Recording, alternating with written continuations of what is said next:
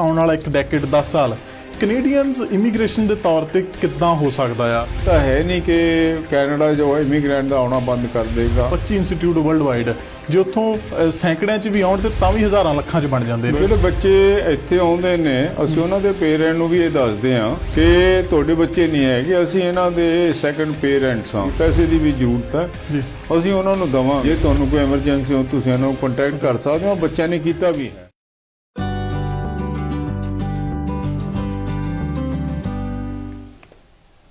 ਬਹੁਤ ਸਵਾਗਤ ਤੁਹਾਡੇ ਸਾਰਿਆਂ ਦਾ ਪ੍ਰਾਈਮ ਏਸ਼ੀਆ ਟੀਵੀ ਦੇ ਉੱਤੇ। ਮੈਂ Jograj Singh Kalu program Prime Immigration ਲੈ ਕੇ ਤੁਹਾਡੇ ਸਾਹਮਣੇ ਪੇਸ਼ ਹੋਏ ਹਾਂ ਤੇ ਅੱਜ ਦੇ ਇਸ ਪ੍ਰੋਗਰਾਮ ਦੇ ਵਿੱਚ ਸਾਡੇ ਨਾਲ ਮੁੱਖ ਮਹਿਮਾਨ ਦੇ ਤੌਰ ਤੇ ਪੇਸ਼ ਹੋਏ ਨੇ। ਉਚੇਚੇ ਤੌਰ ਤੇ ਤੁਸੀਂ WWICS ਸੰਸਥਾ ਦਾ ਨਾਮ ਬਹੁਤਿਆਂ ਨੇ ਸੁਣਾ ਹੋਊਗਾ ਕਿਉਂਕਿ ਲੱਖਾਂ ਹੀ ਇਮੀਗ੍ਰੈਂਟ ਅੱਜ ਜੇ ਕੈਨੇਡਾ ਦੇ ਵਿੱਚ ਇਸ ਸੰਸਥਾ ਦੇ ਦੁਆਰਾ ਕੈਨੇਡਾ ਦੇ ਵਿੱਚ ਲਿਆਂਦੇ ਗਏ ਨੇ, ਉਹਨਾਂ ਦੇ ਪਰਿਵਾਰਾਂ ਸਮੇਤ ਇੱਥੇ ਵਸਾਏ ਗਏ ਨੇ।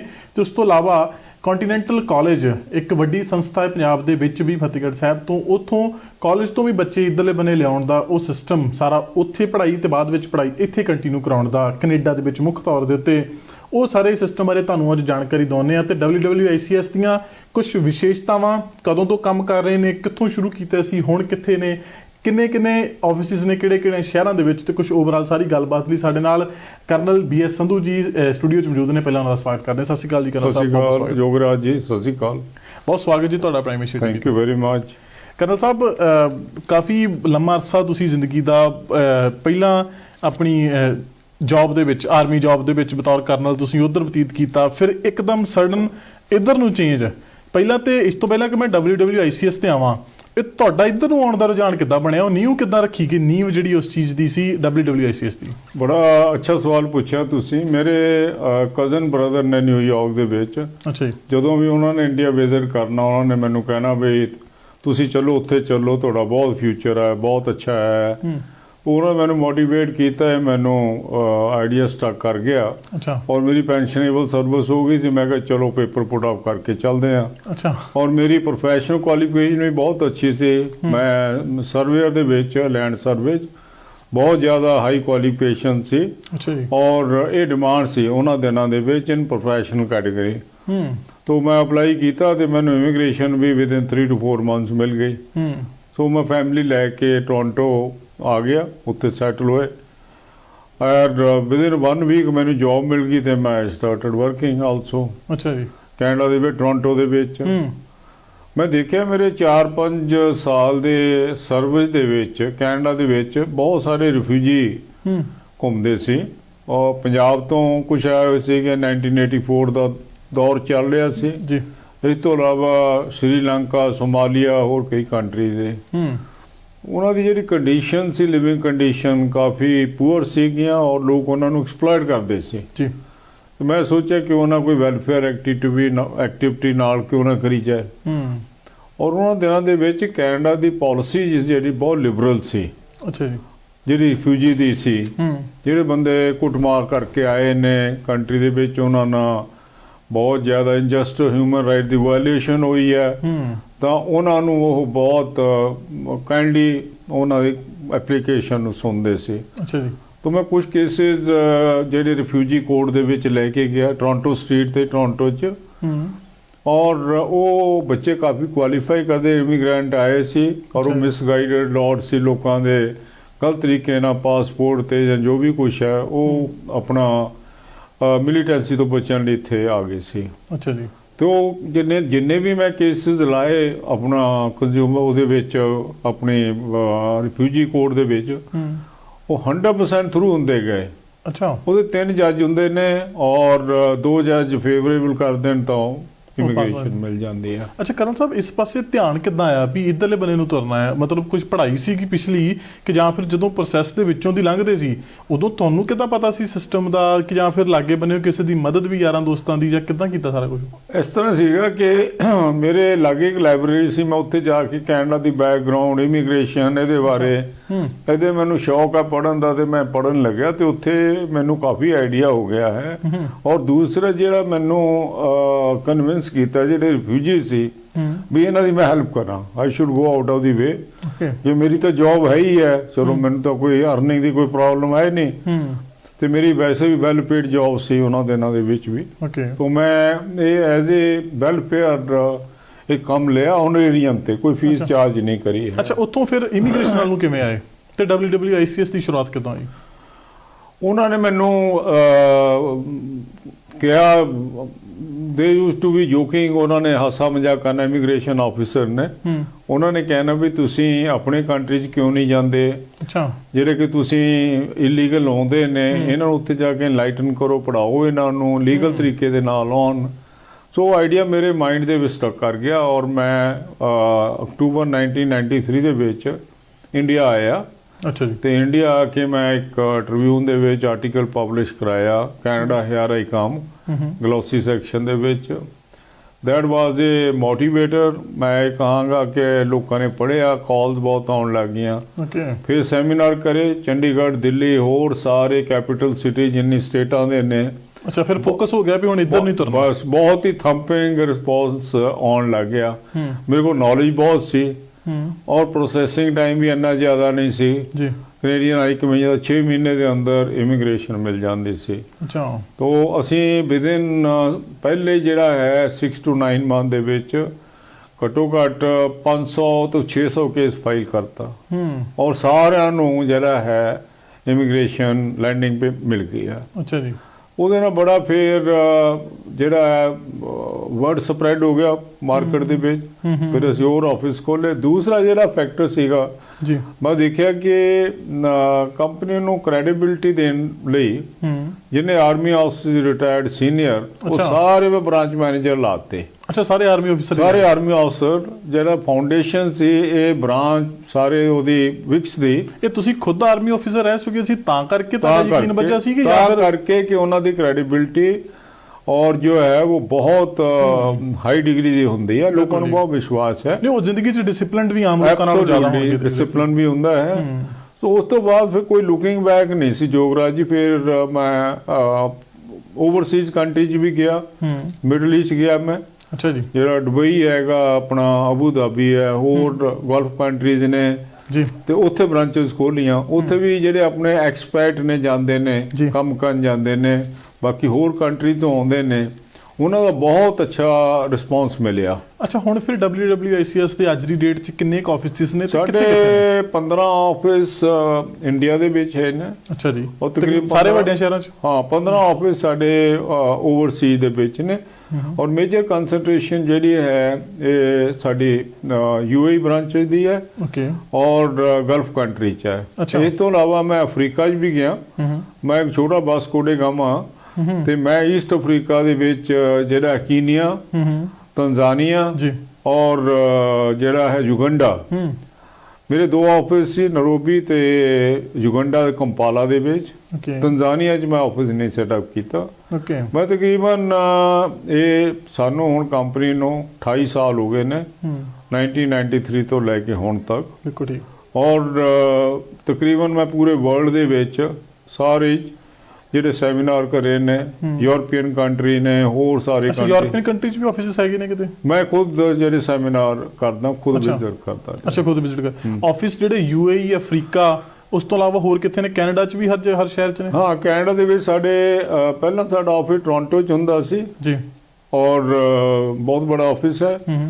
ਅਸੀਂ ਜਿਹੜੇ ਕਲਾਇੰਟ ਆਉਂਦੇ ਉਹਨਾਂ ਨੂੰ ਪੋਸਟ ਲੈਂਡਿੰਗ ਸਰਵਿਸ ਦਿੰਦੇ ਸੀ, ਜੌਬ ਲੱਭ ਕੇ ਪਹਿਲਾਂ ਉਹਨਾਂ ਦੀ ਸੈਟਲਮੈਂਟ ਪਲਾਨ ਠੀਕ ਕਰਨੇ। ਅੱਛਾ। ਉਹਨਾਂ ਨੂੰ ਜਦੋਂ ਫੈਮਿਲੀ ਆਉਂਦੀ ਸੀ 에ਅਰਪੋਰਟ ਤੋਂ ਪਿਕਅਪ ਕਰਨਾ, ਗੈਸਟ ਹਾਊਸ 'ਚ ਕੰਫਰਟੇਬਲ ਰੱਖਣਾ, ਫਿਰ ਉਹਨਾਂ ਦਾ ਜੋ ਹੈ ਸਿਨ ਕਾਰਡ ਹੈ ਔਰ ਮੈਡੀਕਲ ਕਾਰਡ ਹੈ ਉਹ ਲੈ ਕੇ ਦੇਣਾ। ਜਿਹੜੇ ਸ਼ੁਰੂਆਤੀ ਕੰਮ ਹੁੰਦੇ ਸਾਰੇ? ਜਿਹੜੇ ਸ਼ੁਰੂਆਤੀ ਕੰਮ ਹੁੰਦੇ ਨੇ ਸਾਰੇ। ਜੇ ਕਿਸੇ ਦਾ ਕੋਈ ਅੱਗੇ ਨਹੀਂ ਨੋਨ ਹੈਗਾ ਤੇ? ਹਾਂ, ਉਹਦੇ ਨਾਲ ਜਿਹੜੇ ਪਹਿਲੀ ਸੈਟਲਮੈਂਟ ਹੈ, ਜਿਹੜੇ ਇਮੀਗ੍ਰੈਂਟ ਆਉਂਦੇ ਨੇ ਉਹਨਾਂ ਨੂੰ ਇੰਨੀ ਨੌਲੇਜ ਨਹੀਂ ਹੁੰਦੀ ਹੈ। ਬਿਲਕੁਲ ਠੀਕ। ਸੋ ਉਹਨਾਂ ਨੂੰ ਕੌਨਫੀਡੈਂਸ ਦੇਣਾ ਬਹੁਤ ਜ਼ਰੂਰੀ ਹੁੰਦਾ। ਫਿਰ ਸਾਡੇ ਨਾਲ ਕੈਨੇਡੀਅਨ ਤਕਰੀਬਨ 100 ਆਫ ਕੰਪਨੀ ਸਾਡੇ ਨਾਲ ਜੁੜੀਆਂ ਹੋਈਆਂ ਸੀ, ਚੰਗਾ ਟੈਲੈਂਟ ਇਮੀਗ੍ਰੈਂਟ ਲੈਣ ਲਈ। ਉਹ ਸਾਨੂੰ ਆਪਣੀ ਰਿਕੁਆਇਰਮੈਂਟ ਦਿੰਦੇ ਸੀ ਵੀ ਸਾਨੂੰ ਇੰਨੇ ਇਹ ਕੈਟੇਗਰੀ ਦੇ ਚਾਹੀਦੇ ਨੇ, ਤੇ ਅਸੀਂ ਆਪਣੇ ਕਲਾਇੰਟ ਨੂੰ ਤਿਆਰ ਕਰਕੇ ਇੰਟਰਵਿਊ ਕਿੱਦਾਂ ਹੁੰਦੀ ਹੈ ਔਰ ਕਿੱਦਾਂ ਤੁਸੀਂ ਆਪਣਾ CV ਬਣਾਉਣਾ, ਰੈਜ਼ੂਮੇ ਬਣਾਉਣਾ ਹੈ, ਤਿਆਰ ਕਰਕੇ ਮੌਕ ਡਰਿਲ ਕਰਕੇ ਫਿਰ ਅਸੀਂ ਉਹਨਾਂ ਨੂੰ ਭੇਜਦੇ ਸੀ ਕਿੱਦਾਂ ਤੁਸੀਂ ਆਪਣੀ ਸੈਲਰੀ ਨੈਗੋਸ਼ੀਏਟ ਕਰਨੀ ਹੈ। ਤਕਰੀਬਨ 100% ਸਾਰੇ ਕਾਮਯਾਬ ਹੋ ਜਾਂਦੇ ਸੀ ਔਰ ਉਹਨਾਂ ਨੂੰ ਵਿਦਿਨ ਅ ਮੰਥ ਅੱਛੀ ਰਿਸਪੈਕਟੇਬਲ ਜੌਬ ਆਪਣੇ ਪ੍ਰੋਫੈਸ਼ਨ ਦੇ ਵਿੱਚ ਮਿਲ ਜਾਂਦੀ ਸੀ। ਅੱਛਾ, ਟੋਰਾਂਟੋ ਤੋਂ ਇਲਾਵਾ ਹੋਰ ਕਿੱਥੇ ਆਫਿਸ ਨੇ ਕੈਨੇਡਾ? ਅਸੀਂ ਤੁਹਾਡੇ ਸ਼ਹਿਰ ਸਰੀ ਦੇ ਵਿੱਚ ਆਫਿਸ ਖੋਲ੍ਹਿਆ ਹੈ, ਜੋਤਨਪ੍ਰੀਤ BM ਹੈ ਜੀ, ਔਰ ਉਹਦਾ ਅਸੀਂ ਲਾਂਚ ਕਰਤਾ ਹੈ, 3 ਮਹੀਨੇ ਹੋ ਗਏ ਨੇ। ਬਹੁਤ ਅੱਛਾ ਰਿਸਪੌਂਸ ਆ ਰਿਹਾ ਹੈ ਔਰ ਕੱਲ ਮੈਂ ਰੇਡੀਓ ਤੇ ਪ੍ਰੋਗਰਾਮ ਦੇ ਰਿਹਾ ਸੀ, ਤਕਰੀਬਨ 100 ਮਿਸਡ ਕਾਲ ਆ ਗਈਆਂ ਉਸੇ ਟਾਈਮ ਤੇ ਜਦੋਂ ਪ੍ਰੋਗਰਾਮ ਚੱਲ ਰਿਹਾ ਸੀ। ਇਹਦਾ ਲੋਕਾਂ ਨੂੰ ਸਾਡੇ ਬਾਰੇ ਬਹੁਤ ਵਾਕਫੀਅਤ ਹੈ। ਤਕਰੀਬਨ ਸਾਰੇ ਸ਼ਹਿਰਾਂ ਦੇ ਵਿੱਚੋਂ, ਪਿੰਡਾਂ ਦੇ ਵਿੱਚੋਂ ਕੋਈ ਨਾ ਕੋਈ ਇਮੀਗ੍ਰੈਂਟ ਜੋ ਵੀ ਇੱਥੇ ਆਏ ਨੇ ਸਾਡੇ ਥਰੂ ਆਏ ਨੇ। ਜੀ ਕਰਨਲ ਸਾਹਿਬ, ਕਿੰਨੇ ਕੁ ਹੁਣ ਤੱਕ ਟੋਟਲ ਇਮੀਗ੍ਰੈਂਟ ਜਿਹੜੇ WWICS ਦੇ ਥਰੂ ਆ ਚੁੱਕੇ ਨੇ? ਬਹੁਤ ਅੱਛਾ ਸਵਾਲ ਪੁੱਛਿਆ ਤੁਸੀਂ। ਪਿਛਲੇ 28 ਸਾਲ ਦੇ ਵਿੱਚ 5 ਲੱਖ ਇਮੀਗ੍ਰੈਂਟ ਨੇ ਜਿਹੜੇ ਸਿਰਫ ਐਪਲੀਕੈਂਟ ਨੇ, ਉਹ ਇੱਥੇ ਕੈਨੇਡਾ ਦੇ ਵਿੱਚ ਮਤਲਬ ਐਪਲੀਕੈਂਟ ਮਤਲਬ ਜਿਹੜੇ ਮੇਨ ਨੇ ਜਿਨ੍ਹਾਂ ਦੇ ਨਾਂ ਤੇ ਐਪਲੀਕੇਸ਼ਨ ਫਾਈਲ ਕਰੀ ਆ, ਉਹਨਾਂ ਦੇ ਨਾਲ ਪਰਿਵਾਰਕ ਮੈਂਬਰ ਅਜੇ ਵੱਖਰੇ? ਹਾਂ, ਜਿਹੜੀ ਵਾਈਫ ਹੈ, ਬੱਚੇ ਹੈ ਜਾਂ ਕਿ ਪੇਰੈਂਟਸ ਨੇ, ਉਹ ਇਹਦੇ ਵਿੱਚ ਇਨਕਲੂਡਡ ਨਹੀਂ ਹੈਗੇ। ਅੱਛਾ ਜੀ। ਹਾਂ, ਸੋ ਅਸੀਂ ਹਵਾਈ ਜਹਾਜ਼ ਭਰ ਕੇ ਭੇਜਤੇ ਨੇ ਲੀਗਲ ਵੇ ਦੇ ਨਾਲ। ਲਾਇਸੈਂਸ ਕੰਪਨੀ ਹੈ, ਇੰਡੀਆ ਦਾ ਲਾਇਸੈਂਸ ਸਾਡੇ ਕੋਲ, ਕੈਨੇਡਾ ਦੇ ਲਾਇਸੈਂਸ ਹੈਗੇ ਨੇ। ਗਵਰਨਮੈਂਟ ਦੇ ਨਾਲ ਅਸੀਂ ਅੱਛੇ ਤਰੀਕੇ ਨਾਲ ਐਮਬੈਡਡ ਹੈਗੇ ਆ। ਉਹਨਾਂ ਨੂੰ ਇਹ ਪਤਾ ਵੀ ਇਹਨਾਂ ਨੇ ਇਸ ਸੈਕਟਰ ਨੂੰ ਆਰਗੇਨਾਈਜ਼ ਕੀਤਾ ਹੈ। ਅੱਛਾ, ਤੁਸੀਂ ਜਦੋਂ ਦਾ 93 ਦਾ ਕੰਮਕਾਰ ਇੱਥੇ ਸ਼ੁਰੂ ਕੀਤਾ ਨਾਲ, ਹਨਾ, ਉਦੋਂ ਤੋਂ ਤੇ ਅਜੇ ਇਮੀਗ੍ਰੇਸ਼ਨ ਬਾਬਤ ਬਹੁਤੀਆਂ ਲੋਕਾਂ ਨੂੰ ਨੌਲੇਜ ਨਹੀਂ ਸੀ ਹੈਗੀ। ਉਦੋਂ ਅਜੇ ਬਹੁਤ ਚੰਦ ਕੁ ਲੋਕ ਸੀਗੇ ਜਿਨ੍ਹਾਂ ਦਾ ਬਾਕੀ ਕੈਨੇਡਾ ਆਉਣ ਵੱਲ ਧਿਆਨ ਸੀਗਾ। ਬਿਲਕੁਲ ਠੀਕ। ਫਿਰ ਜਾਗ ਤੁਸੀਂ ਉਹ ਲੱਗਦੀ ਹੌਲੀ ਹੌਲੀ ਦੇਖੀ ਤੇ ਤੁਸੀਂ ਬਿਲਕੁਲ ਹੁਣ ਵਾਲਾ ਪੀਕ ਟਾਈਮ ਵੀ ਵੇਖਿਆ, ਜਦੋਂ ਬਿਲਕੁਲ ਨਹੀਂ ਸੀ ਧਿਆਨ, ਉਹ ਵੀ ਜਾਗ ਲੱਗਦੀ ਵੀ ਤੇ ਹੁਣ ਪੀਕ ਟਾਈਮ ਵੀ, ਉਹ ਫਰਕ ਕੀ ਮਹਿਸੂਸ ਕੀਤਾ ਥਰੂ ਆਊਟ ਜਿਹੜੇ ਲਾਸਟ 3 ਡੈਕੇਡਸ? ਜਿਹੜਾ ਕੈਨੇਡੀਅਨ ਇਮੀਗ੍ਰੇਸ਼ਨ ਸਿਸਟਮ ਹੈ ਬਹੁਤ ਡਾਇਨਾਮਿਕ ਸਿਸਟਮ ਹੈ ਔਰ ਇਹਨੂੰ ਇਹ ਰਿਫਾਰਮ ਕਰਦੇ ਰਹਿੰਦੇ ਨੇ ਔਰ ਅਸੀਂ ਬੜੇ ਵਾਈਬ੍ਰੈਂਟ ਆ ਉਹ ਚੇਂਜਸ ਦੇ ਨਾਲ। ਅਸੀਂ ਆਪਣੇ ਕਲਾਇੰਟਸ ਨੂੰ ਜਾਂ ਪ੍ਰੋਸਪੈਕਟਸ ਨੂੰ ਉਹਨਾਂ ਨੂੰ ਇਨਲਾਈਟਨ ਕਰਦੇ ਆ, ਐਜੂਕੇਟ ਕਰਦੇ ਆ। ਠੀਕ ਹੈ, ਜਿਹੜੇ ਪਹਿਲਾਂ ਆਉਂਦੇ ਸੀ ਤੁਸੀਂ 67 ਪੁਆਇੰਟ ਕੁਆਲੀਫਾਈ ਕਰ ਗਏ ਹੈਗੇ ਹੋ ਤਾਂ ਤੁਸੀਂ ਇਮੀਗ੍ਰੈਂਟ ਬਣਨ ਦੇ ਹੱਕਦਾਰ ਹੋ, ਉਹ ਸਿਸਟਮ ਨਹੀਂ। ਹੁਣ ਜਿੰਨੀਆਂ ਐਪਲੀਕੇਸ਼ਨ ਨੇ ਜਿਹਨੇ ਅਪਲਾਈ ਕਰਨਾ, ਉਹ ਸਾਰੀਆਂ ਪੂਲ ਦੇ ਵਿੱਚ, ਇੱਕ ਸੈਂਟਰ ਪੂਲ ਉਹਦੇ ਵਿੱਚ ਜਾਂਦੀਆਂ ਨੇ। ਐਕਸਪ੍ਰੈਸ ਐਂਟਰੀ ਹੈ ਜਾਂ ਹੋਰ PNP ਹੈ ਜਾਂ ਹੋਰ ਕੈਟਾਗਰੀਜ਼ ਹੈਗੀਆਂ ਨੇ। ਠੀਕ ਹੈ ਨਹੀਂ, ਸੋ ਉਹਦੇ ਵਿੱਚੋਂ ਜਿਨ੍ਹਾਂ ਦਾ CRS ਸਕੋਰ ITA ਬਣਦਾ ਹੈ ਉਹ ਪਿਕਅਪ ਹੋ ਜਾਂਦੇ ਨੇ ਜੀ। ਸੋ ਇਹਦੇ ਵਿੱਚ ਜਿਹੜੇ ਪ੍ਰੋਸਪੈਕਟ ਨੇ ਉਹਨਾਂ ਨੂੰ ਮੇਰੀ ਇਹ ਐਡਵਾਈਸ ਹੈ ਕਿ ਉਹਨਾਂ ਦੀ ਕੁਆਲੀਫਿਕੇਸ਼ਨ ਅੱਛੀ ਹੋਣੀ ਚਾਹੀਦੀ ਹੈ, ਇੰਗਲਿਸ਼ ਅੱਛੀ ਹੋਣੀ ਚਾਹੀਦੀ ਹੈ ਤੇ ਉਹਨਾਂ ਦਾ IELTS ਸਕੋਰ ਉਹਨਾਂ ਨੂੰ ਹਾਈ ਲੈਣਾ ਪਏਗਾ ਕੁਆਲੀਫਾਈ ਕਰਨ ਲਈ, ਪੂਲ ਦੇ ਵਿੱਚੋਂ ਨਿਕਲਣ ਲਈ। ਅੱਛਾ ਜੀ। ਇਸ ਤੋਂ ਇਲਾਵਾ ਫੈਡਰਲ ਸਕੇਲਡ ਵਰਕਰ ਕੈਟਾਗਰੀ ਦੇ ਨੇ ਅਜੇ 2 ਸਾਲ ਤੋਂ ਪ੍ਰੋਸੈਸਿੰਗ ਨਹੀਂ ਸੀ ਹੋਈ ਕਿਉਂਕਿ ਪੈਂਡੇਮਿਕ ਕਰਕੇ ਹਾਈ ਕਮਿਸ਼ਨ ਬੰਦ ਸੀ। ਹੁਣ ਵੈਸੀਆਂ ਖੁੱਲ੍ਹ ਰਹੀਆਂ ਨੇ। ਹਾਈ ਕਮਿਸ਼ਨ ਦੇ ਜਿਹੜਾ ਇਮੀਗ੍ਰੇਸ਼ਨ ਹੈ ਪ੍ਰੋਸੈਸਿੰਗ ਸ਼ੁਰੂ ਹੋ ਗਈ ਹੈ। ਤੋ ਉਹ ਵੀ ਸਾਰੇ ਜਿਹੜੇ ਅਟੈਂਡ ਕੀਤੇ ਜਾਣਗੇ ਔਰ ਉਹਨਾਂ ਦਾ ਜਿਹੜਾ ਸਟ੍ਰੀਮ ਆ ਉਹ ਵੀ ਖੁੱਲ ਜਾਏਗਾ। ਇਸ ਤੋਂ ਇਲਾਵਾ ਅਸੀਂ ਵਰਕ ਪਰਮਿਟ ਕਰਦੇ ਹਾਂ ਔਰ ਇਹਦੇ ਵਿੱਚ ਜਿਹੜੇ ਐਕਸਪ੍ਰੈਸ ਐਂਟਰੀ ਦੇ ਵਿੱਚ ਜਾਂ ਹੋਰ ਕਿਸੇ ਕੈਟਾਗਰੀ 'ਚ ਕੁਆਲੀਫਾਈ ਨਹੀਂ ਕਰਦੇ ਉਹ ਵਰਕ ਪਰਮਿਟ ਕੈਟਾਗਰੀ 'ਚ ਆ ਸਕਦੇ ਨੇ। ਮੈਂ ਦੱਸਣਾ ਭੁੱਲ ਗਿਆ ਤੁਹਾਨੂੰ, ਇੱਥੇ ਦਾ ਜਿਹੜਾ ਬ੍ਰਾਂਚ ਹੈਡ ਹੈ ਸਰੀ ਦੇ ਵਿੱਚ, ਜੋਤਨਪ੍ਰੀਤ ਹੈ, ਉਹਦਾ ਨੰਬਰ ਤੁਸੀਂ ਫਲੈਸ਼ ਕਰ ਹੀ ਰਹੋਗੇ ਜੀ। ਬਿਲਕੁਲ ਜੀ। ਤੇ ਮੈਂ ਰਿਕੁਐਸਟ ਕਰਾਂਗਾ ਜਿਹੜੇ ਪ੍ਰੋਸਪੈਕਟ ਹੈਗੇ ਨੇ ਉਹ ਸਾਰੇ ਉਹਨਾਂ ਨੂੰ ਕੰਟੈਕਟ ਕਰਨ। ਜੇ ਕਿਸੇ ਨੇ ਮੈਨੂੰ ਮਿਲਣਾ ਹੈ ਮੈਂ ਇੱਥੇ ਹੋਰ ਇੱਕ ਹਫ਼ਤਾ ਅਪਾਇੰਟਮੈਂਟ ਲੈ ਕੇ ਮੈਨੂੰ ਆ ਸਕਦੇ। ਬਿਲਕੁਲ ਠੀਕ। ਅੱਛਾ ਕਰਨਲ ਸਾਹਿਬ, ਇਹ ਤੁਸੀਂ ਕਾਫੀ ਲੰਮੇ ਸਮੇਂ ਤੋਂ ਕੈਨੇਡੀਅਨ ਜਿਹੜੇ ਫੈਡਰਲ ਸਿਸਟਮ ਆ, ਇਮੀਗ੍ਰੇਸ਼ਨ ਸਿਸਟਮ, ਉਹਦੇ ਨਾਲ ਜੁੜੇ ਹੋ। ਇਹ ਕੀ ਲੱਗਦਾ ਇੰਨੇ ਲੰਬੇ ਚੌੜੇ ਤਜਰਬੇ ਤੋਂ ਵੀ ਆਉਣ ਵਾਲੇ ਸਮੇਂ ਦੀ ਜੇ ਤੁਸੀਂ ਪ੍ਰੈਡਿਕਸ਼ਨ ਕਰਨੀ ਹੋਏ ਵੀ ਆਉਣ ਵਾਲੇ 5 ਸਾਲ, ਆਉਣ ਵਾਲਾ 1 ਡੈਕੇਡ, 10 ਸਾਲ ਕੈਨੇਡੀਅਨਸ ਇਮੀਗ੍ਰੇਸ਼ਨ ਦੇ ਤੌਰ ਤੇ ਕਿੱਦਾਂ ਹੋ ਸਕਦਾ ਆ? ਬਾਹਰਲੇ ਲੋਕ ਇਹਨੂੰ ਕਿੱਦਾਂ ਵੇਖ ਸਕਦੇ ਆ? ਸਖਾਲਾ ਹੋਊ ਆਉਣਾ? ਕਿੰਨਾ ਕੁ ਸਖਾਲਾ ਹੋਊ ਇੱਥੇ ਆ ਕੇ ਪੱਕਿਆ ਹੋਣਾ ਜਾਂ ਵਸਣਾ? ਕੈਨੇਡਾ ਦਾ ਜਿੱਦਾਂ ਮੈਂ ਤੁਹਾਨੂੰ ਦੱਸਿਆ ਕਿ ਕੈਨੇਡਾ ਨੂੰ ਇਮੀਗ੍ਰੈਂਟ ਦੀ ਬਹੁਤ ਜ਼ਰੂਰਤ ਹੈ। ਤਕਰੀਬਨ 4 ਲੱਖ ਇਮੀਗ੍ਰੈਂਟ ਹਰ ਸਾਲ ਚਾਹੀਦਾ ਹੈ। ਅੱਛਾ ਜੀ। ਔਰ ਉਹ ਇਮੀਗ੍ਰੈਂਟ ਮੇਜਰ ਸਪਲਾਇਰ ਕੰਟਰੀਜ਼ ਨੇ, ਉਹ ਇੰਡੀਆ ਹੈ, ਫਾਲੋਡ ਬਾਈ ਚਾਈਨਾ ਜਾਂ ਆਪਣੇ ਫਾਰ ਈਸਟ ਕੰਟਰੀ ਨੇ। ਯੂਰਪ ਦੇ ਵਿੱਚੋਂ ਕੋਈ ਇਮੀਗ੍ਰੈਂਟ ਨਹੀਂ ਆਉਂਦਾ। ਸੋ ਜੋ ਇਹਨਾਂ ਦੀ ਇਮੀਗ੍ਰੇਸ਼ਨ ਪਾਲਿਸੀ ਹੈ ਕੈਨੇਡੀਅਨ ਗਵਰਨਮੈਂਟ ਦੀ, ਉਹ ਡਾਇਨਾਮਿਕ ਹੈ, ਇਹਨੂੰ ਰਿਫਾਰਮ ਕਰਦੇ ਰਹਿੰਦੇ ਨੇ। ਕੋਈ ਇੱਦਾਂ ਦਾ ਮਤਲਬ ਝਟਕਾ ਨਹੀਂ ਕਿਸੇ ਨੂੰ ਦਿੰਦੇ ਕਿ ਅਸੀਂ ਇਮੀਗ੍ਰੇਸ਼ਨ ਬੰਦ ਕਰ ਰਹੇ ਹਾਂ। ਸੋ ਉਹਦੇ ਨਾਲ ਕੀ ਹੈ, ਜੇ ਪਬਲਿਕ ਨੂੰ ਤੁਸੀਂ ਨਾਲ ਦੀ ਨਾਲ ਐਜੂਕੇਟ ਕਰਕੇ ਰੱਖੋ ਪ੍ਰੋਸਪੈਕਟਸ ਨੂੰ ਜੀ, ਤਾਂ ਉਹ ਕੁਆਲੀਫਾਈ ਕਰਦੇ ਰਹਿਣਗੇ। ਔਰ ਇਹ ਤਾਂ ਹੈ ਨਹੀਂ ਕਿ ਕੈਨੇਡਾ ਜੋ ਇਮੀਗ੍ਰੈਂਟ ਦਾ ਆਉਣਾ ਬੰਦ ਕਰ ਦੇਗਾ। ਬਿਲਕੁਲ ਠੀਕ। ਜਿਹੜੀ ਇਕਨੋਮੀ ਹੈ ਕੈਨੇਡਾ ਦੀ ਉਹ ਸਾਰੀ ਜੋ ਇਮੀਗ੍ਰੈਂਟ ਦੇ ਉੱਤੇ ਚੱਲਦੀ ਹੈ। ਇੱਕ ਇਮੀਗ੍ਰੈਂਟ ਆਉਂਦਾ ਹੈ ਜਿਹੜਾ ਫੈਮਿਲੀ ਦੇ ਨਾਲ ਹੈ, ਇਨੀਸ਼ੀਅਲੀ ਘੱਟੋ ਘੱਟ $1.5 ਤੋਂ $2 ਲੱਖ ਉਹਨੂੰ ਇਨਵੈਸਟ ਕਰਨਾ ਪੈਂਦਾ ਹੈ। ਅੱਛਾ ਕਰਨਲ ਸਾਹਿਬ, ਅਗਲੀ ਗੱਲ ਜਿਹੜੀ ਮੈਂ ਜਾਣਨੀ ਚਾਹੁੰਦਾ ਕਿ WWICS ਤੇ ਠੀਕ ਆ, ਤੁਸੀਂ ਬਹੁਤ ਸਫਲਤਾਪੂਰਵਕ ਕੰਮ ਤੋਰਿਆ, ਚੱਲ ਵੀ ਰਿਹਾ। ਕੰਟੀਨੈਂਟਲ ਕਾਲਜ ਜਿਹੜਾ ਫਤਿਹਗੜ੍ਹ ਸਾਹਿਬ ਡਿਸਟ੍ਰਿਕਟ ਦੇ ਵਿੱਚ ਆ, ਨੈਸ਼ਨਲ ਹਾਈਵੇ ਦੇ ਉੱਤੇ, ਉਹਦਾ ਤੁਹਾਡੇ ਦਿਮਾਗ 'ਚ ਕਿੱਧਰੋਂ ਆਇਆ ਜੀ ਧਿਆਨ, ਤੇ ਉਹਦੀ ਕਿੱਦਾਂ ਸਟਾਰਟਿੰਗ ਕੀਤੀ? ਇੱਕ ਬੱਚੇ ਉੱਥੇ ਪੜ੍ਹ ਲੈਣ ਸਾਲ ਇੱਕ, ਬਾਅਦ ਚੋਂ ਅਗਲੀ ਪੜ੍ਹਾਈ ਆਪਣੀ ਕੈਨੇਡਾ 'ਚ ਆ ਜਾਣ, ਉਹ ਸਿਸਟਮ ਕਾਫੀ ਸੁਖਾਲਾ ਤੇ ਵਰਕ ਕੀਤਾ, ਉਹ ਕਿੱਦਾਂ ਚੀਜ਼ ਆਈ ਜੀ ਧਿਆਨ ਦੇ ਵਿੱਚ? ਯੋਗਰਾਜ ਜੀ, ਪਹਿਲੇ ਤੁਸੀਂ ਇਹ ਦੱਸੋ ਕਿ ਤੁਸੀਂ ਖੁਦ ਕੰਟੀਨੈਂਟਲ ਦੇ ਥਰੂ ਆਏ ਹੋ? ਬਿਲਕੁਲ, ਮੈਂ ਇਸੇ ਲਈ ਪੁੱਛਿਆ, ਮੇਰੀ ਤਾਂ ਹੀ ਜਿਗਿਆਸਾ ਉਹਦੇ ਬਾਬਤ ਜ਼ਿਆਦਾ ਹੈ ਵੀ ਉਹ ਮੈਂ ਖੁਦ ਉੱਥੋਂ ਆਇਆ ਜੀ ਔਰ ਮੈਂ ਕਾਮਯਾਬ ਹਾਂ ਇੱਥੇ। ਬਿਲਕੁਲ ਐਗਜ਼ੈਕਟਲੀ। ਸੋ ਮੈਂ ਵੀ ਉਸੇ ਸਿਸਟਮ ਦੇ ਥਰੂ ਉੱਥੋਂ ਮਕੈਨੀਕਲ ਦੀ ਸਟੱਡੀ ਸ਼ੁਰੂ ਕਰਕੇ ਇੱਥੇ ਆ ਕੇ ਕੰਪਲੀਟ ਕੀਤੀ। ਤਾਂ ਹੀ ਮੈਂ ਜਾਣਨਾ ਚਾਹੁੰਦਾ ਸਾਂ ਵੀ ਉਹ ਸ਼ੁਰੂਆਤ ਆਖਰਕਾਰ ਉਹ ਧਿਆਨ ਉਧਰਲੇ ਪਾਸੇ ਕਿੰਨਾ ਗਿਆ ਜੀ? ਜਦੋਂ ਅਸੀਂ ਇਮੀਗ੍ਰੇਸ਼ਨ ਦੇ ਵਿੱਚ ਉਦੋਂ 1993 7 ਸਾਲ ਹੋ ਗਏ ਸੀ ਸਾਨੂੰ ਜੀ। ਕੈਨੇਡੀਅਨ ਇੰਸਟੀਚਿਊਟ ਅਸੀਂ 2000 ਦੇ ਵਿੱਚ ਸ਼ੁਰੂ ਕਰਿਆ ਹੈ। ਅੱਛਾ ਜੀ। ਅੱਜ ਤੋਂ 20 ਸਾਲ ਪਹਿਲਾਂ, 21 ਸਾਲ ਪਹਿਲਾਂ ਇਹ ਮੋਹਾਲੀ ਕੈਂਪਸ ਖੋਲਿਆ ਸੀ।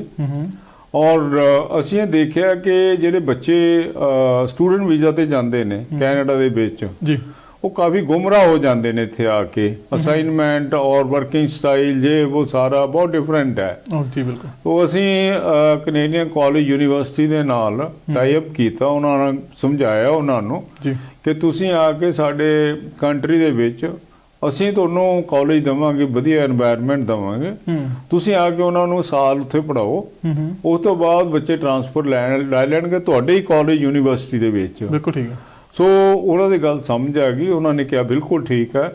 ਔਰ ਕੈਨੇਡੀਅਨ ਹਾਈ ਕਮਿਸ਼ਨ ਨੂੰ ਅਸੀਂ ਅਪਡੇਟਡ ਕਰਕੇ ਰੱਖਿਆ ਵੀ ਅਸੀਂ ਇਹ ਪ੍ਰੋਗਰਾਮ ਚਲਾ ਰਹੇ ਹੈਗੇ ਆ, ਇਹਨਾਂ ਬੱਚਿਆਂ ਨੇ 1 ਸਾਲ ਪੜ੍ਹ ਕੇ ਉੱਥੇ ਜਾਣਾ ਹੈ ਜੀ, ਇਸ ਕਰਕੇ ਤਾਂ ਕੋਈ ਵੀਜ਼ਾ ਲੈਣ ਦੇ ਵਿੱਚ ਉਹਨਾਂ ਨੂੰ ਪ੍ਰੋਬਲਮ ਨਾ ਹੋਵੇ। ਔਰ ਉਹਦਾ ਸਕਸੈਸ ਰੇਟ ਤਕਰੀਬਨ 99% ਕੋਈ ਰਿਹਾ ਹਮੇਸ਼ਾ ਸਾਰੇ 20 ਸਾਲ ਦੇ ਵਿੱਚ ਪੁਰਾਣੇ। ਬਿਲਕੁਲ ਕਰਨਲ ਸਾਹਿਬ, ਅਸੀਂ ਨਾਰਮਲ ਤੌਰ ਤੇ ਦੇਖਦੇ ਹਾਂ ਕਿ ਬੱਚਾ 12ਵੀਂ ਕੀਤੀ ਹੁੰਦੀ 17-18 ਸਾਲ ਦਾ ਹੁੰਦਾ ਤੇ ਸਿੱਧਾ ਹੀ ਜਹਾਜ਼ ਚਾੜ ਦਿੱਤਾ ਜਾਂਦਾ, ਜਿਹੜਾ ਕਦੀ ਕੱਲਾ ਦਿੱਲੀ ਤੱਕ ਬੱਸੇ ਵੀ ਨਹੀਂ ਗਿਆ ਹੁੰਦਾ। ਸੋ ਉਹਦੇ ਲਈ ਉਹ ਸਿਸਟਮ ਦੇ ਥਰੂ ਆਉਣਾ ਵੀ 1 ਸਾਲ ਪੰਜਾਬ 'ਚ ਰਹਿ ਕੇ ਹੀ ਕੈਨੇਡੀਅਨ ਲੈਵਲ ਦੀ ਪੜ੍ਹਾਈ ਕਰਨੀ, ਉੱਥੋਂ ਦੇ ਸਾਰੇ ਤੌਰ ਤਰੀਕੇ ਪੜ੍ਹਾਈ ਦੇ ਉੱਥੇ ਸਿੱਖ ਲੈਣੇ, ਕਿਉਂਕਿ ਬੜੀਆਂ ਚੀਜ਼ਾਂ ਨੇ, ਅਸਾਈਨਮੈਂਟਸ, ਪ੍ਰੈਜੈਂਟੇਸ਼ਨਸ, ਜਿਹੜੀਆਂ ਕਦੀ +2 ਤੱਕ ਬਹੁਤਿਆਂ ਬੱਚਿਆਂ ਨੇ 12ਵੀਂ ਤੱਕ ਦੇਖੀਆਂ ਨਹੀਂ ਹੁੰਦੀਆਂ, ਜਿਹੜੀਆਂ ਉੱਥੇ ਆ ਕੇ ਆਪਣੀ ਭਾਸ਼ਾ ਦੇ ਵਿੱਚ ਹੀ ਸਾਨੂੰ ਕੁਝ ਸਮਝਾ ਦਿੰਦਾ ਤੇ ਸਾਨੂੰ ਦੇਖਣ ਸੁਣਨ ਨੂੰ ਮਿਲਦੀਆਂ। ਫਿਰ ਇੱਥੇ ਆ ਕੇ ਸਿਸਟਮ ਨਾਲ ਉਹਨਾਂ ਜੂਝਣਾ ਨਹੀਂ ਪੈਂਦਾ।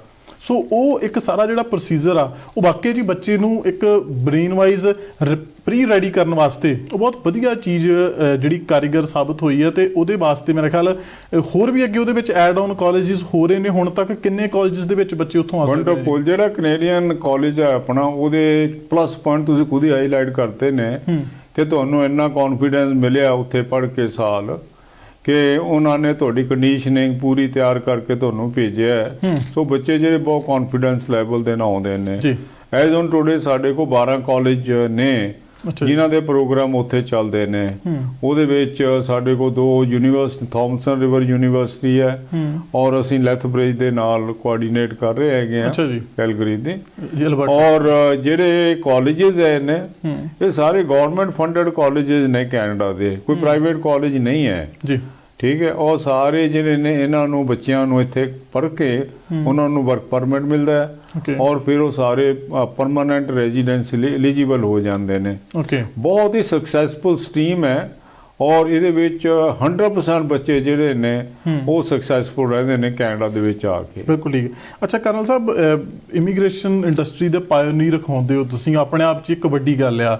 ਇਹ ਨਾਮ ਮਿਲਣਾ ਏਡਾ ਸੁਖਾਲਾ ਨਹੀਂ ਤੇ ਹਰ ਕਿਸੇ ਨੂੰ ਮਿਲਦਾ ਨਹੀਂ। ਸੋ ਤੁਹਾਨੂੰ ਇਸ ਖਿਤਾਬ ਜੇ ਮਿਲਿਆ, ਉਹਦੇ ਬਾਬਤ ਕਿਸ ਢੰਗ ਤਰੀਕੇ ਨਾਲ ਤੁਸੀਂ ਕਮਿਊਨਿਟੀ ਨੂੰ ਬੈਕ ਵੀ ਸਰਵ ਨਾਲ ਕਰਦੇ ਹੋਵੋਗੇ ਕਿਸੇ ਨਾ ਕਿਸੇ ਤਰੀਕੇ ਦੇ ਨਾਲ, ਤਾਂ ਕਿ ਜਿਹੜਾ ਇੱਕ ਕਮਿਊਨਿਟੀ ਵੱਲੋਂ ਇੰਨੇ ਰਿਵਾਰਡ ਮਿਲ ਰਹੇ ਨੇ ਉਹਨੂੰ ਵਾਪਸ ਕਮਿਊਨਿਟੀ ਨੂੰ ਕਿਸ ਤਰੀਕੇ ਨਾਲ ਪੇਸ਼ ਕਰਦੇ? ਅਸੀਂ ਕੋਵਿਡ-19 ਦੇ ਵਿੱਚ ਜਿਹੜਾ ਹੈ ਪੈਂਡੇਮਿਕ ਦੇ ਵਿੱਚ ਅਸੀਂ ਆਪਣੀ ਸੁਸਾਇਟੀ ਦੇ ਨਾਲ ਖੜੇ ਹੋਏ ਹਾਂ। ਜਿਹੜਾ ਕਾਲਜ ਹੈ ਸਾਡਾ ਜਿਹਦਾ ਤੁਸੀਂ ਜ਼ਿਕਰ ਕੀਤਾ ਜੀ, ਆਪਣਾ ਜਲਵੇੜਾ ਕੰਟੀਨੈਂਟਲ ਕਾਲਜ ਹੈ, ਕਿਉਂਕਿ ਸਟੂਡੈਂਟ ਤਾਂ ਹੈ ਨਹੀਂ ਸੀ, ਮੈਂ ਪੰਜਾਬ ਗਵਰਨਮੈਂਟ ਨੂੰ ਡੈਡੀਕੇਟ ਕਰਤਾ ਕਿ ਇਸ ਨੂੰ ਜਿਹੜਾ ਹੈ as a Covid patient holding hospital ਬਣਾਇਆ ਜਾਏ ਔਰ ਉੱਥੇ ਉਹਨਾਂ ਨੇ ਜਿਹੜੇ ਕੋਵਿਡ ਦੇ ਪੇਸ਼ੈਂਟ ਸੀ ਉਹਨਾਂ ਨੂੰ ਰੱਖਿਆ ਆਪਣੇ ਆਪ ਸੈਨੀਟਾਈਜ਼ ਕਰਕੇ, ਕਿਉਂਕਿ ਮੇਰੇ ਕੋਲ ਉੱਥੇ 500 ਰੂਮਸ ਨੇ ਬੱਚਿਆਂ ਲਈ ਔਰ 200 ਗਰਲਸ ਲਈ ਨੇ ਜੀ ਤੋ ਸਾਰਾ ਉਹਨਾਂ ਨੇ ਯੂਟਿਲਾਈਜ਼ ਕੀਤਾ। ਇਸ ਤੋਂ ਇਲਾਵਾ ਅਸੀਂ ਵਾਟਰ ਸਪਲਾਈ ਦਿੱਤੀ ਹੈ ਕਮਿਊਨਿਟੀ ਦੇ ਵਿੱਚ, ਮਾਸਕ ਬਹੁਤ ਵੰਡੇ ਨੇ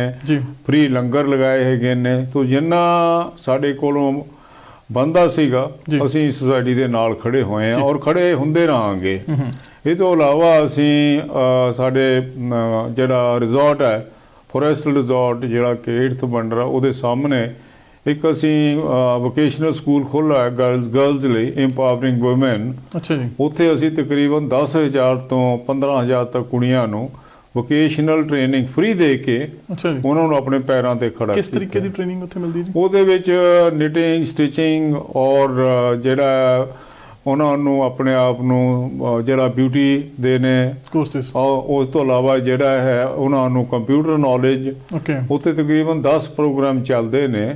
ਸੋ ਉਹ ਬੱਚੀਆਂ ਨੇ ਜਿਹੜੀਆਂ ਆਪਣੇ ਪੈਰਾਂ ਤੇ ਖੜੀਆਂ ਹੋ ਜਾਂਦੀਆਂ ਨੇ ਔਰ ਉਹਨਾਂ ਨੂੰ ਕਿਤੇ ਨਾ ਕਿਤੇ ਜਿਹੜੀ ਜੌਬ ਮਿਲ ਜਾਂਦੀ ਹੈ ਔਰ ਮਿਲਦੀ ਰਹੀ ਹੈ। ਜੀ ਕਰਨਲ ਸਾਹਿਬ, ਐਡੇ ਵੱਡੇ ਅਦਾਰੇ ਨੂੰ ਚਲਾਉਣਾ ਨਾਲ WWICS ਨੂੰ ਚਲਾਉਣਾ ਜਿੱਥੋਂ ਲੱਖਾਂ ਹੀ ਲੋਕ ਆਏ ਹੋਣ, ਇੱਕ ਬੇਨਤੀ ਜ਼ਰੂਰ ਤੁਹਾਨੂੰ ਗੁਜ਼ਾਰਿਸ਼ ਕਰਨੀ ਸੀ ਕਿ ਬਹੁਤ ਸਾਰੇ ਬੱਚੇ ਆਉਂਦੇ ਨੇ ਨਵੇਂ, ਬੜਿਆਂ ਬੱਚਿਆਂ ਨੂੰ ਪਰਿਵਾਰਾਂ ਨੂੰ ਉਰੇ ਆ ਕੇ ਪਤਾ ਨਹੀਂ ਲੱਗਦਾ ਜਾਂ ਫਿਰ ਉੱਥੋਂ ਤੁਰਨ ਲੱਗਿਆ ਪ੍ਰੋਪਰ ਨੌਲੇਜ ਇਸ ਤਰੀਕੇ ਦੀ ਨਹੀਂ ਹੁੰਦੀ। ਤੁਸੀਂ ਦੱਸਿਆ ਕਿ ਤੁਸੀਂ ਆਲਰੇਡੀ ਉਸ ਚੀਜ਼ ਦੀ ਹੈਲਪ ਕਰ ਰਹੇ ਹੋ, ਪਰ ਇੱਥੇ ਆ ਕੇ ਫਿਰ ਐਕਸਪਲੋਇਟ ਵੀ ਹੋ ਜਾਂਦੇ ਨੇ ਕਿਉਂਕਿ ਜਾਣਕਾਰੀ ਘੱਟ ਹੁੰਦੀ ਹੈ ਕਈਆਂ ਚੀਜ਼ਾਂ ਦੀ।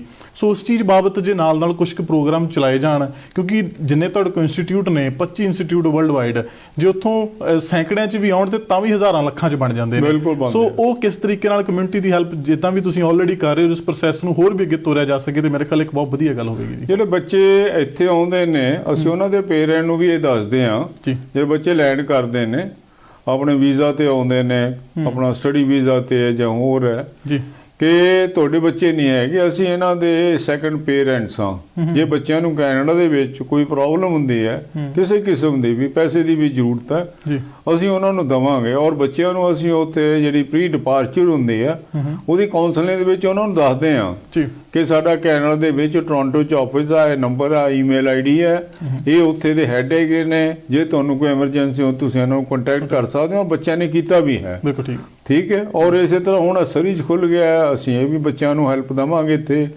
ਤੋ ਅਸੀਂ ਜਿਹੜੇ ਇਮੀਗ੍ਰੈਂਟ ਆਉਂਦੇ ਨੇ ਜਾਂ ਸਟੂਡੈਂਟ ਆਉਂਦੇ ਨੇ ਉਹਨਾਂ ਨੂੰ ਅਸੀਂ ਹਾਈ ਐਂਡ ਡਰਾਈ ਨਹੀਂ ਛੱਡਦੇ, ਅਸੀਂ ਉਹਨਾਂ ਦੇ ਨਾਲ ਹਮੇਸ਼ਾ ਲਿੰਕੇਜ ਰੱਖੀਦਾ ਬੱਚਿਆਂ ਦੇ ਨਾਲ, ਤਾਂ ਕਿ ਜਿਹੜਾ ਹੈ ਉਹਨਾਂ ਨੂੰ ਪੂਰੀ ਸਟਰੈਂਥ ਮਿਲੇ, ਕੌਨਫੀਡੈਂਸ ਮਿਲੇ ਔਰ ਉਹ ਕੰਟਰੀ ਦੇ ਵੀ ਨਵੇਂ ਕੰਟਰੀ ਦੇ ਵਿੱਚ ਆਪਣਾ ਸਕਸੈਸਫੁਲੀ ਸੈਟਲ ਹੋ ਜਾਣ। ਬਿਲਕੁਲ ਠੀਕ ਹੈ। ਅੱਛਾ, ਜੇ ਆਖਿਰ ਦੇ ਵਿੱਚ ਇੱਕ ਇਮੀਗ੍ਰੇਸ਼ਨ ਦੀ ਸਲਾਹ ਸਾਰਿਆਂ ਨੂੰ ਦੇਣੀ ਹੋਏ ਵੀ ਨਵੇਂ ਬੱਚੇ ਆਉਣ ਤੇ, ਕਿਉਂਕਿ ਤੁਹਾਡਾ ਆਪਣਾ ਲੰਬਾ ਚੌੜਾ ਤਜਰਬਾ, ਕਿਸ ਸਟਰੀਮ 'ਚ ਆਉਣ, ਜੇ ਕੋਈ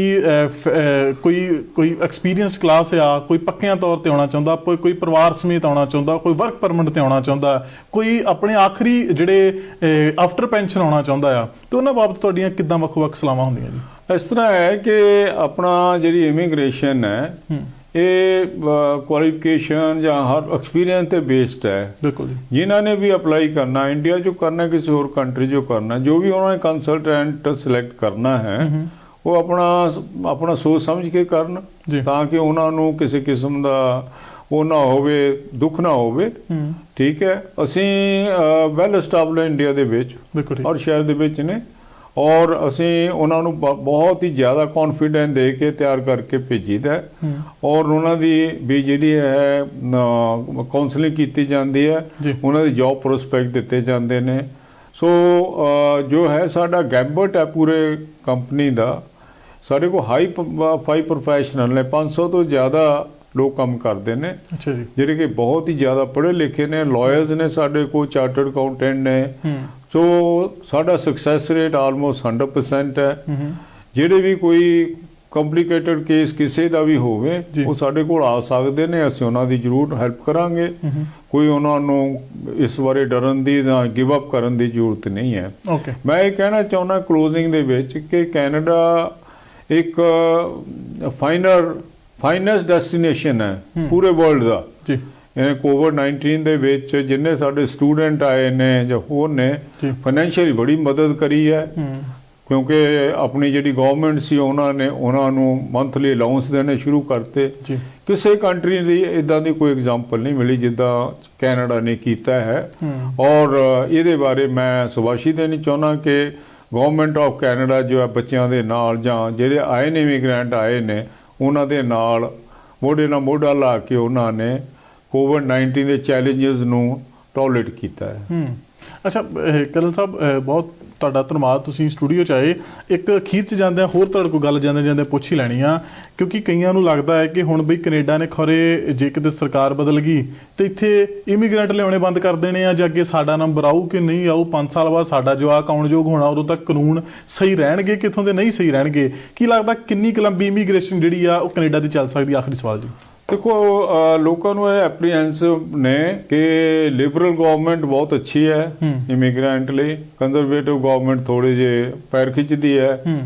ਪਰ ਮੈਨੂੰ ਨਹੀਂ ਇਹ ਲੱਗਦਾ ਕਿ ਕੋਈ ਮੇਜਰ ਚੇਂਜ ਹੋਏਗੀ ਪਾਲਿਸੀ ਦੇ ਵਿੱਚ, ਜੋ ਐਗਜ਼ਿਸਟਿੰਗ ਪਾਲਿਸੀ ਹੈ ਇਮੀਗ੍ਰੈਂਟ ਲਈ। ਅੱਛਾ ਜੀ। ਕਿਉਂਕਿ ਜਿੱਦਾਂ ਮੈਂ ਕਿਹਾ ਕਿ ਕੈਨੇਡਾ ਨੂੰ ਤਕਰੀਬਨ 4 ਲੱਖ ਇਮੀਗ੍ਰੈਂਟ ਐਪਲੀਕੈਂਟ ਹਰ ਸਾਲ ਚਾਹੀਦਾ ਹੈ। ਉਹ ਸਾਰੀ ਜਿਹੜੀ ਇਕਨੋਮੀ ਨੂੰ ਫਿਊਲ ਅਪ ਕਰਦੇ ਨੇ।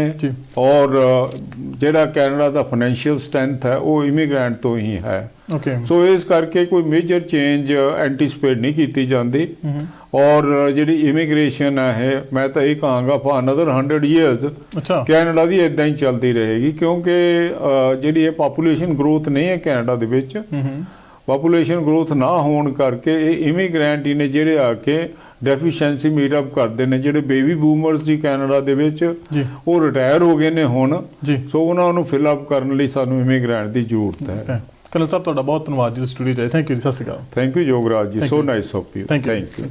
ਸੋ ਇਹ ਸਨ colonel BS Sandhu, WWICS immigration. ਤੁਸੀਂ ਬਹੁਤ ਥਾਵਾਂ ਤੇ ਦੇਖਿਆ, ਸੁਣਿਆ, ਪੜ੍ਹਿਆ ਹੋਵੇਗਾ। ਸੋ ਉਸ ਬਾਬਤ ਜਿੰਨੇ ਵੀ ਇਹਨਾਂ ਦੇ ਆਫਿਸਿਸ ਨੇ ਦੁਨੀਆ ਭਰ ਦੇ ਵਿੱਚ, ਉੱਥੋਂ ਆਪਣੀਆਂ ਸਰਵਿਸਿਜ਼ ਦਿੰਦੇ ਨੇ। ਤੇ ਨਾਲ ਹੀ ਫਤਿਹਗੜ੍ਹ ਸਾਹਿਬ ਜਿਹੜੇ ਪੰਜਾਬ ਤੋਂ ਜਿਹੜਾ ਕੰਟੀਨੈਂਟਲ ਕਾਲਜ ਉੱਥੋਂ ਰਨ ਕਰਦਾ, ਜਿਹਦੇ ਥਰੂ ਬੱਚਿਆਂ ਨੂੰ ਪਹਿਲਾਂ ਉੱਥੇ ਪੜ੍ਹਾਈ ਕਰਾ ਕੇ ਸਾਲ ਤੇ ਬਾਕੀ ਦੀ ਪੜ੍ਹਾਈ ਜਿਹੜੀ ਉਹ ਕੈਨੇਡਾ ਜਾਂ ਹੋਰ ਮੁਲਕਾਂ ਦੇ ਵਿੱਚ ਅੱਗੇ ਕੰਟੀਨਿਊ ਕਰਾਉਂਦੇ ਨੇ, ਜੋ ਇੱਕ ਬਹੁਤ ਵਧੀਆ ਪ੍ਰੋਸੈਸ ਹੈ ਸਾਰੇ ਕੁਝ ਦੇ ਵਿੱਚੋਂ ਦੀ ਲੰਘਣ ਦਾ। ਸੋ ਤੁਹਾਡੇ ਜੇਕਰ ਬਹੁਤ ਸਾਰੇ ਸਵਾਲ ਨੇ ਹੋਣਗੇ ਤੇ ਤੁਸੀਂ ਹੇਠ ਲਿਖੇ ਨੰਬਰਾਂ ਤੇ ਕੰਟੈਕਟ ਕਰ ਸਕਦੇ ਹੋ, ਸਾਡੇ ਤੱਕ ਸੁਨੇਹਾ ਪਹੁੰਚਾ ਸਕਦੇ ਹੋ। ਜਿਸ ਵੀ ਤਰੀਕੇ ਦਾ ਇਮੀਗ੍ਰੇਸ਼ਨ ਬਾਬਤ ਕੋਈ ਵੀ ਸਵਾਲ ਜਵਾਬ ਹੋਏ, ਜੋਗਰਾਜ ਸਿੰਘ ਕਾਹਲੂ ਨੂੰ ਦਿਓ ਆਗਿਆ। ਦੇਖਦੇ ਰਹੋ ਪ੍ਰਾਈਮ ਏਸ਼ੀਆ TV, ਤੁਹਾਡਾ ਆਪਣਾ, ਤੁਹਾਡੇ ਲਈ। ਸਤਿ ਸ਼੍ਰੀ ਅਕਾਲ।